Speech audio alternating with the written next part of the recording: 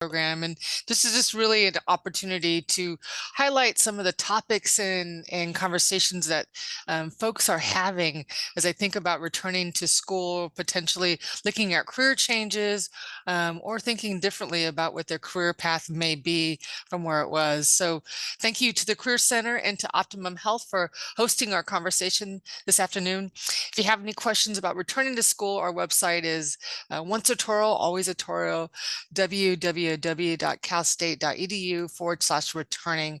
And we look forward to supporting you through your degree or back to Cal State University Dominguez Hills to finish what you started.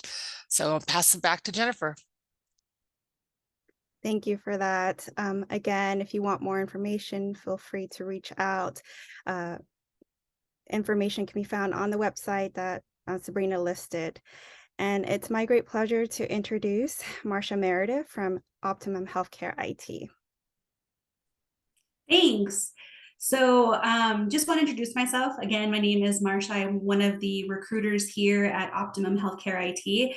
I work on the career path side, and Cal State Dominguez Hills is actually one of our university partners. So we work closely with them in the Career Center.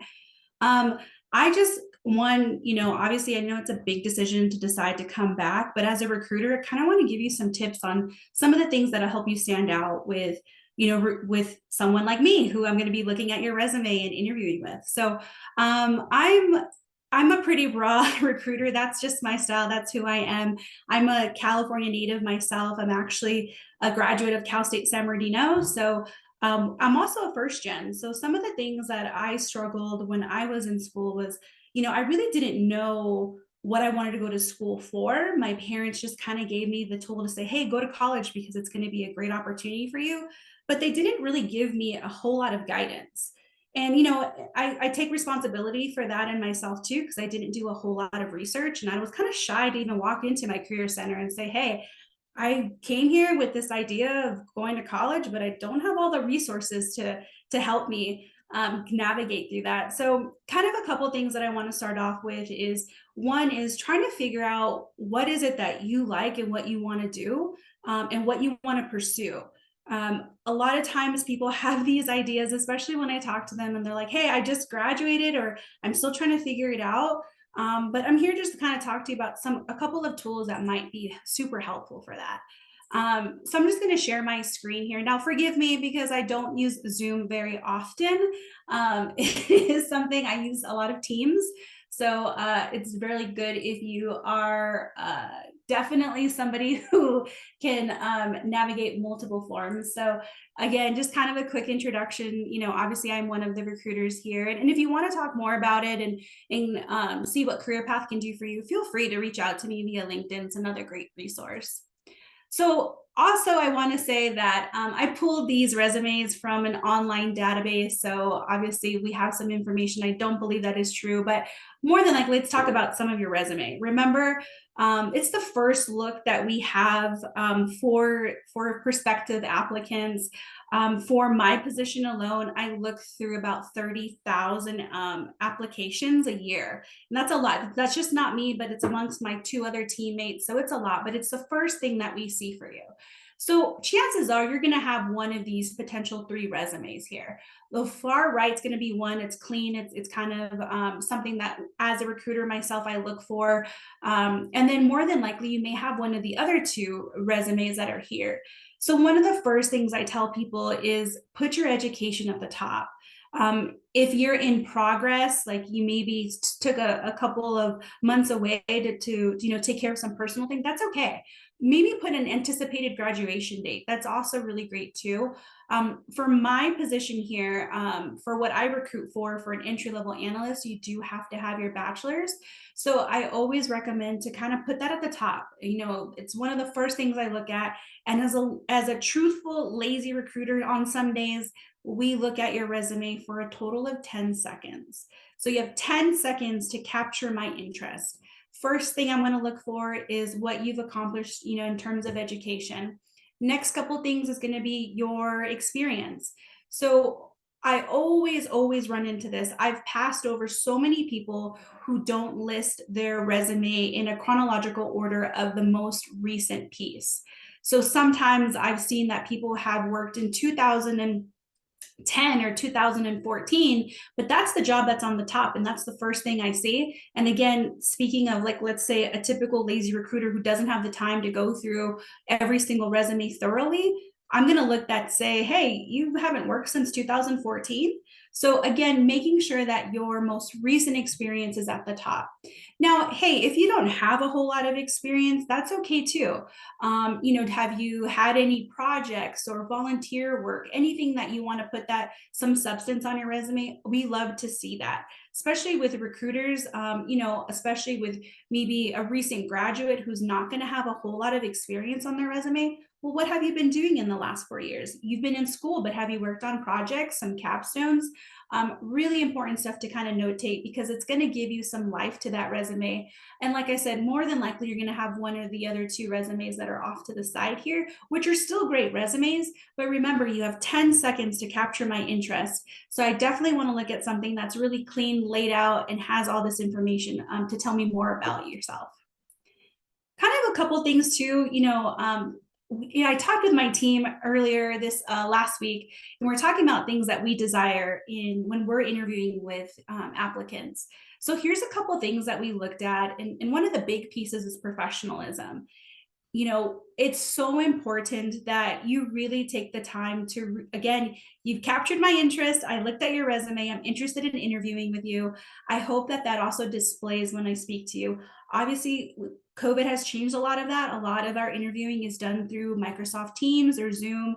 And so this is your one opportunity to also shine. So being prepared and showing that professionalism is going to be key. It's going to help you stand out. And showing general interest.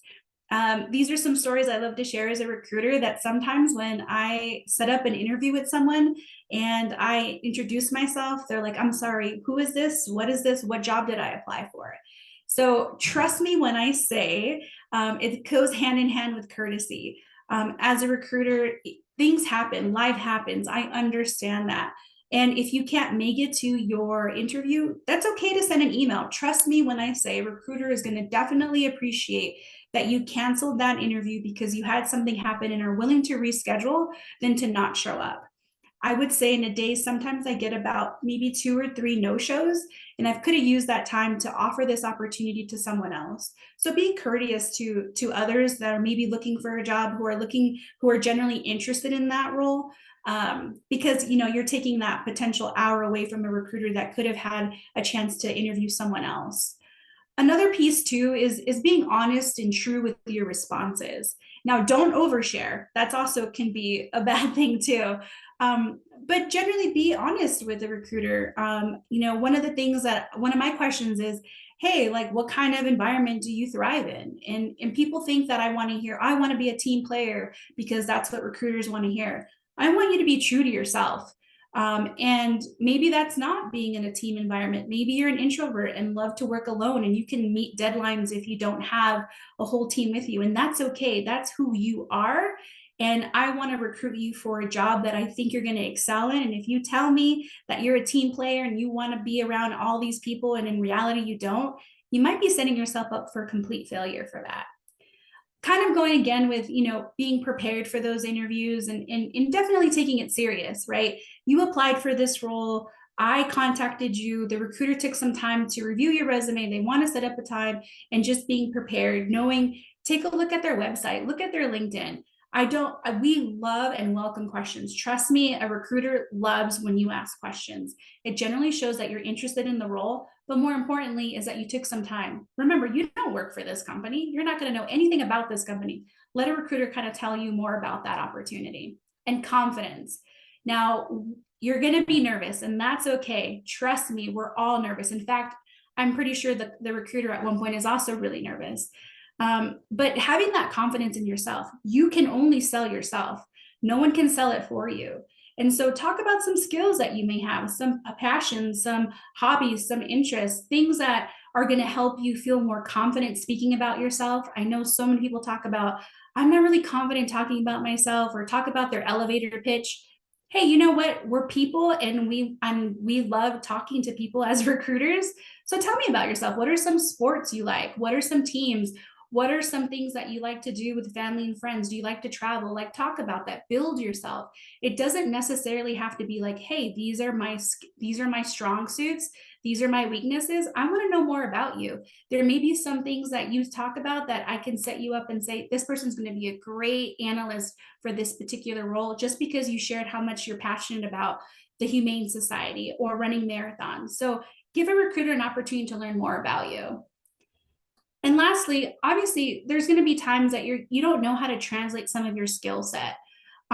Maybe you realize you have had this job since college, and maybe it's not a real professional experience, but you might forget that you actually have some capstones or some projects that you worked on. I know I mentioned that earlier, but that's just as good as professional experience. Obviously, you're in a professional environment, in a higher education environment, and it just gives you an opportunity to share that and be able to express some of the things that you've worked on, maybe things that you didn't even know that you had in yourself, that you're a team lead, and you may not have that to translate as a professional skill, but you've been able to do that in a project, or turns out that project that you submitted, a professor absolutely adored it, now uses it as an example in the future. Talk to me about that. We want to know about those kind of things. And research your industry. One of the big things that I come across are people who are doing some career changes, and they've been maybe working in automotive from a really long time, or in sales, and now they've realized they want to pursue an opportunity in healthcare IT. And so they don't do a whole lot of research, but maybe they'll reach out to me through LinkedIn. Do some research. I encourage it. You're not going to know everything. Not everything's on the internet, but do some research to kind of learn more about those job descriptions that are listed on there. Read into those. It might be a good benefit and an opportunity just to kind of see, oh, these are the requirements of the role. These are the things that they're looking for. And if there are some of those things that are listed, maybe kind of take a chance to say, are there any shadowing or volunteer opportunities or any self-paced courses? So for my industry in healthcare IT, one of the things that we look for is, hey, have you taken any courses on your own? We know that sometimes once you graduate, those opportunities are not always going to be there, but what have you done to better market yourself? There is Udemy, that's an opportunity, Coursera, some LinkedIn courses. Anything that's going to help you advance your skill set is going to be ideal. It's going to show me as a recruiter that you're doing more than the minimum. You're trying to stand out. You're trying your best to maybe learn a new programming language like Python or SQL or JavaScript. You weren't taught by obviously a formal education, but you took it upon yourself to go on your own at your self-pace to learn it to your liking, and that shows a lot. And trust me when I say, you may not have the professional skill set, you may come from a completely different industry, but the fact that you showed some interest in learning more about my industry and how to tap into my industry tells me a lot. Also, reworking your resume is going to be a big key component to that. A lot of times we get, it's easy just to click away at an easy apply on LinkedIn or on Indeed. And sometimes that's great. You can have one resume that'll work and fit all molds. But if you really want that job, make sure that you take a look at your resume. Maybe change your objective. I come across a lot of resumes that have an objective and I don't think they're paying attention, and they'll say things like, I am looking for a sales opportunity or breaking into a sales industry, but I'm not recruiting for a sales industry. So I don't know if this person just, hey, they're using one resume for one job across the board, and that's okay. I'm here to tell you that that's okay. But at the same token, if you're generally super interested in tapping into this industry, you're looking to advance your skill set, you may want to rework your resume to be a little bit different to help you stand out. Whether that is, again, putting in those volunteer shadowing opportunities, or even putting in those self-coursework or self-paced coursework, it's just something that's going to help you stand out in general.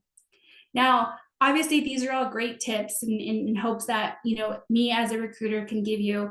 Definitely be yourself is another big positive thing to that. I always tell people like, hey, I put on my pants just like you do. It's okay to be nervous. It's okay to be shy.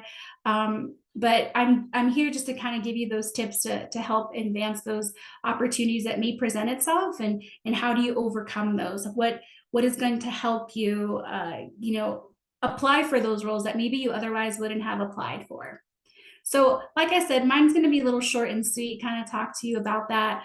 I'm going to go back in here and see how to figure out how to unshare my screen because, like I said, it has been a while since I have used Zoom. But I do want to open the floor out to anybody who has any questions or anything that I can help with.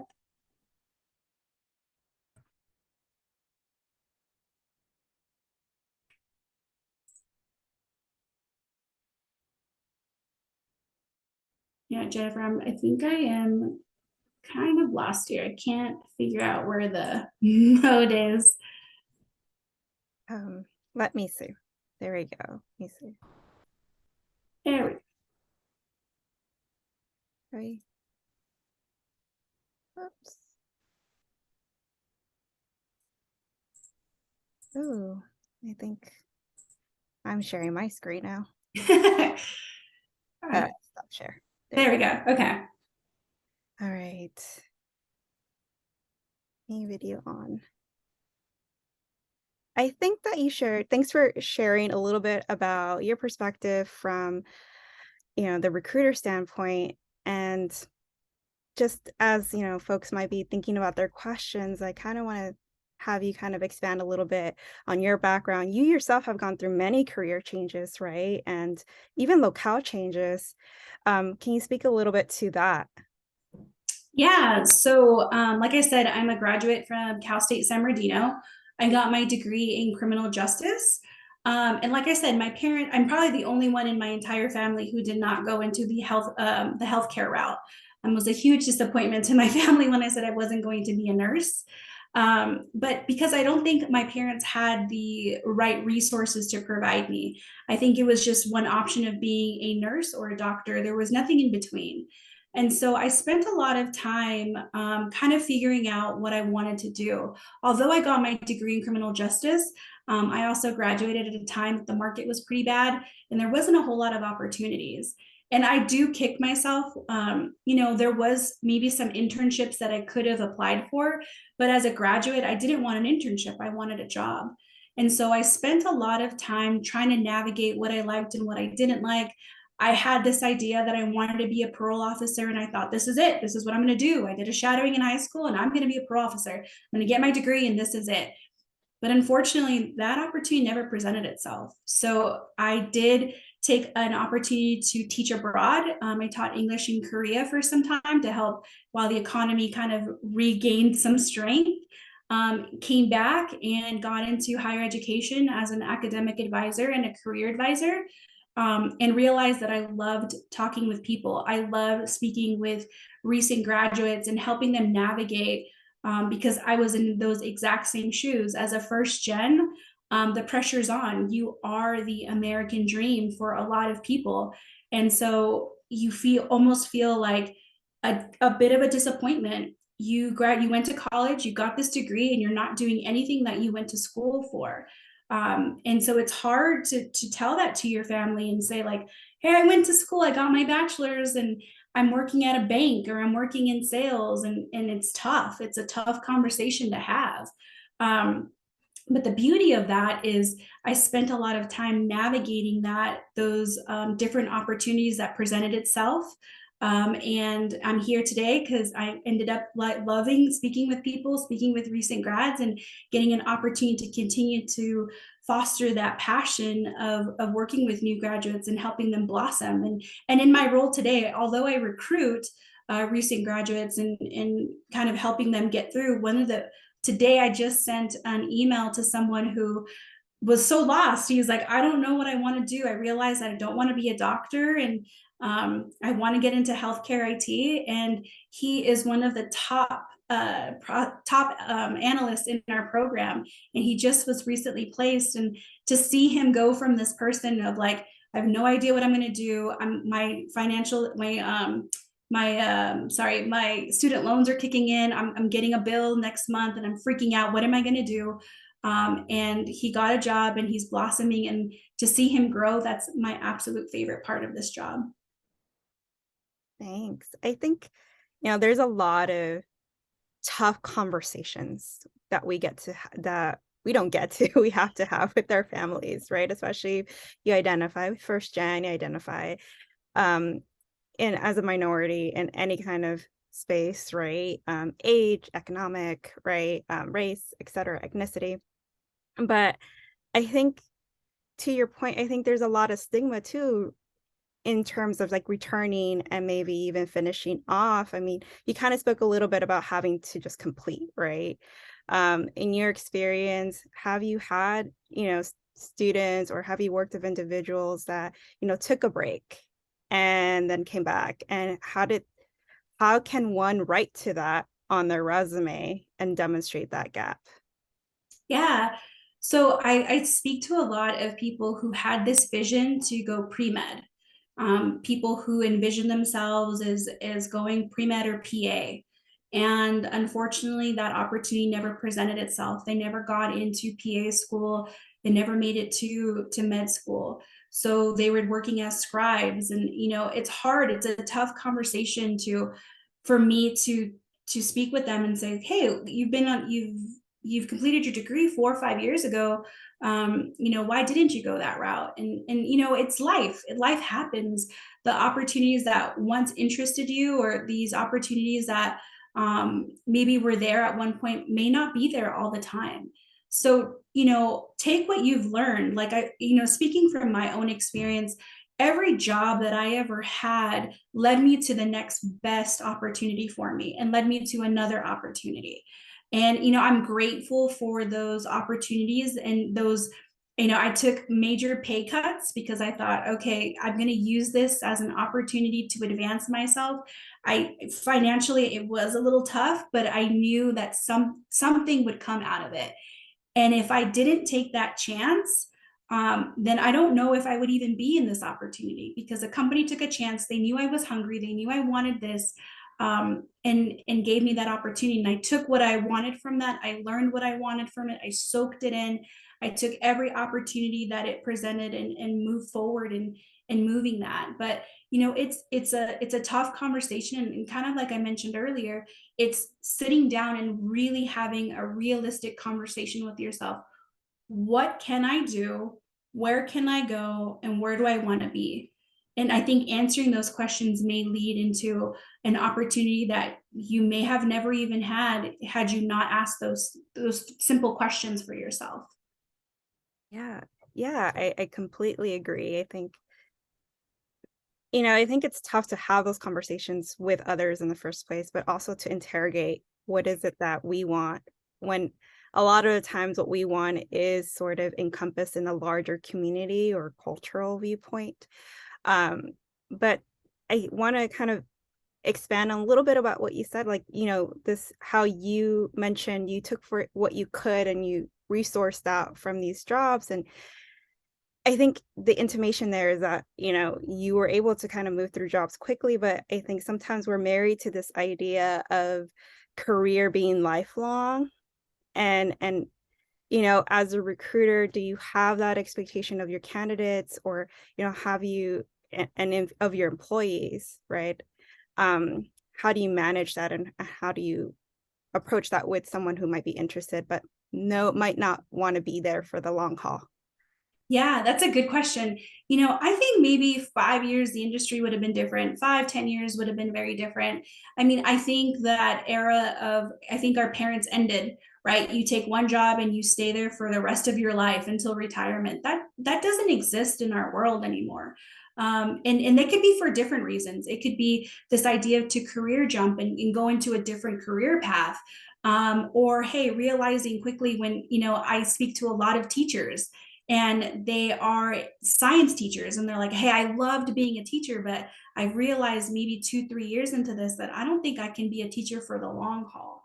And that's okay. And as a recruiter, seeing that's okay. I can usually tell a story. Your resume tells me a story.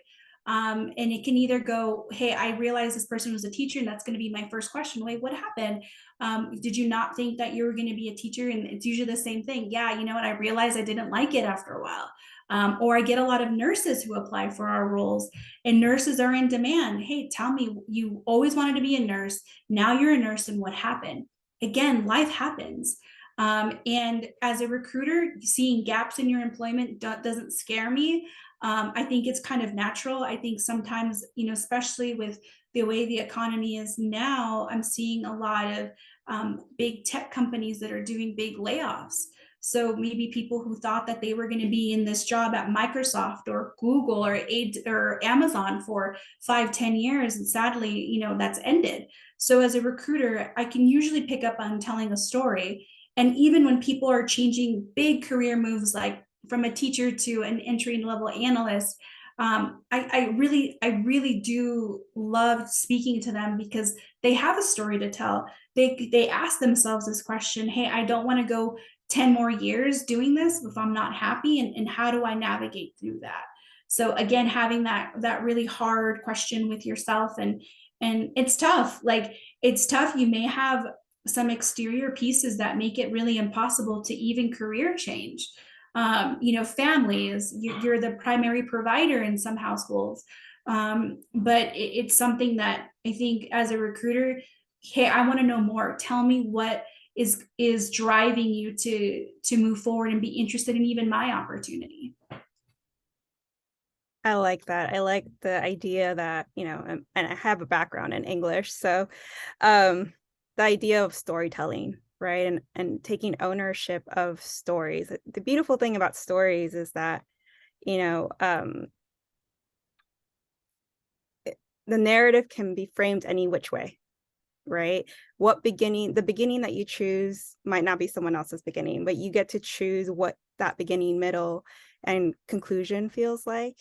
And so to hear that, you're looking for that story on that recruiter, and I think is very uplifting. I did have a raised hand from Sabrina. Did you want to unmute and ask your question? Sure. Marcia, thank you so much for the information. We have many students that are coming back to rethink their career, and maybe they don't know what that looks like, and what the opportunities are. And you're in IT, and that's an ever going, changing, what you say today will not be there tomorrow. So what could you plant seeds as, what you see as the jobs that are coming down the roadway? And if I don't have an IT degree, what are maybe the skill set or the experiences that you may recommend me adding to my toolkit for maybe the jobs that you're seeing? Yeah. So one of the things that I always encourage people is, if they don't have, because I do talk to psychology majors, sociology, nothing to do with IT at all. Exercise science, I get a lot of those recently, and kinesiology. So one of the things that I do encourage people is, again, right, we start off with this one route and it kind of diverts us into different side streets for things. But I always encourage, check out a Udemy class, check out a LinkedIn class, look at a couple of big company industries that look at their jobs, look at what they are hiring for, maybe some cloud-based positions. And so you'd look at, like, well, what's cloud-based? Let me look at what cloud-based is. And then you look like, oh, maybe some Oracle courses or some certified architect. Maybe it'd be really good if I learned a programming language. So you can take like a Python or a SQL, a JavaScript, maybe some front end development. There's great resources. In fact, YouTube is also another great resource where people are trying to figure out because they're trying to decode something. So adding those type of things in your toolkit is a plus. Reaching out to recruiters also, if they have the time to respond, is also a plus too. But again, it's your story to tell. You may have a psychology degree and you're like, okay, I have a psychology degree, I'm trying to break into IT, what do I do? And with my company, what we do is we bridge that gap. So we're a fully paid training program, and if you can find ones like this, is great. Doesn't I'm an advocate for all, right? It doesn't have to be mine. It'd be great if it is, but it's an advocate for all. But there are some opportunities out there that have a fully paid training program who's going to pay for your certifications and then place you. And that's going to be your gateway. But you also have to make sure that you look at those minimum education requirements. A lot of those positions may require a bachelor's degree of any form, like our company. And then there are some some companies that prefer a certification who doesn't need a degree. So again, kind of looking at what those different jobs are and what the requirements are going to be huge, especially for education. You can't, unfortunately, you can't bypass some of those education requirements, but it does help you advance your skill set of learning a new programming language. Because if you do decide to go back and pursue that, guess what? You're going to have a leg up and an advantage over most. Cool. Thank you so much. Upskilling is really important nowadays. And going back to the idea of that story, right? I think, and that education piece, it's never too late to finish, and never too late to come back and to complete, or to even change directions, right? I think oftentimes we are really glued to this idea of timelines and just progression, having to go forward in these particular patterns, but there's never a right way or wrong way. Life is funny that way. Yeah, exactly. But I think to that point, like, LinkedIn is such a great resource. And I know that you are really great at connecting with folks on LinkedIn. You're really big on like recruitment on LinkedIn. As a CSUDH student, you do have a lifetime access to LinkedIn via your Toro mail. And then we have the Career Center. When it comes to really spinning your personal story, that's what you see on the resume, but sure, and what you see on the cover letter, but that's what you bring into that interview setting. And so when they're asking you about what you can do, what you can bring to the table, that's when knowing who you are is really important. And I was wondering, are there any tips that you might share once they are able to sort of, you know, succeed past the resume stage? Yeah. So one of the things I always encourage people to do is for my organization is do some digging. It's okay to stalk people on LinkedIn. I, in fact, do it. That's going to actually give you another way to mirror yourself and mirror the company. Do I really want to work for this company? Let me look at the people who work there. And it's funny because sometimes you can go to Glassdoor, you can go to Reddit and read all these different things about an organization, and maybe it doesn't align with your values or what you're seeking. But if you look at the people who work for that organization, that may tell you a little bit more. So, one of the tips that I do tell people is, definitely update your LinkedIn. If you get a free LinkedIn by your university, take absolute full advantage. LinkedIn is a great resource. I use that extensively. I get about a dozen a day of people like, hey, I'm just trying to break into the industry and I have a moment, I'll always respond. But yeah, beefing up your LinkedIn is going to be a positive. And I encourage, and I said that earlier, is take a look at some of the free classes that are involved. Take it. You may not even like it. You might take a coding class in Python and quickly realize, like, oh, maybe I don't like an opportunity in IT. But it gives it, you nothing is lost. You maybe your time, but I think it's time well spent and no money lost, because you took an opportunity to learn more about an organization and realize, hey, they require a JavaScript, or they require SQL experience, or being advanced in SQL, and you took a course in that, learned more about what SQL is, and quickly realized, oh, this isn't for me. So definitely, number one, I'd say, is LinkedIn, and taking that time to really put a lot of information on LinkedIn. There's a lot of great tools on there to help advance that. Definitely check out your career center to help getting some of those writings out there, so you can talk more about kind of an intro to yourself. Because again, a resume is great too, but LinkedIn gives me another access to you that I otherwise wouldn't have had a chance to see if it wasn't if I only saw your LinkedIn or versus your resume. I think another, not to just make this a plug about LinkedIn, but I think when it comes to branding, you really want to think about the types of identity you do have digitally, right? And so not only is that education piece important, but that formal education piece important, but the informal pieces too, right? So any kind of resource where you can get some digital badging, where you can get certifications online is incredibly important. The fun thing about LinkedIn is that once you complete a course on LinkedIn Learning, that certification goes onto your LinkedIn profile. So it shows to potential employers or recruiters that you are continuously learning and upskilling, right? So this gives you, I would think, an edge, to show the recruiter, hey, like, you're very interested in this industry, and it gives you more um, kind of, it gives you more to say, right?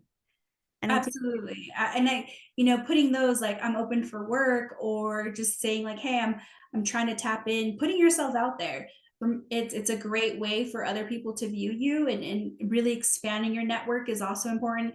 It's not going to do you any good if you only follow two people or you only are connected to two people. So keep that in mind. Connect. It doesn't hurt. You can connect with everyone across, people within that industry, people with that company. Follow that company. You're going to get a chance to learn more about them. thank you. So I do want to be mindful of time. I do see Serena started the chat for questions. But if you have any questions, please feel free to input that into the chat or to even unmute yourself and ask us directly.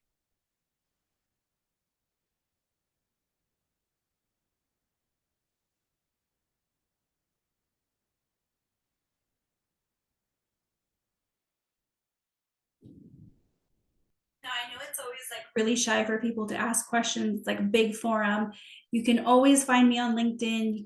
I can always put my email in the chat as well. In fact, I'll do that now. If you just want to have like a private conversation, always happy. I know sometimes you may not be ready to apply, but you're just looking just to have like a real conversation with somebody. More than happy to have those with people. So I did throw my email in the chat. Feel free to use that. I'm always happy. I have an open door email policy, so there is always a question to be asked and a question to be answered.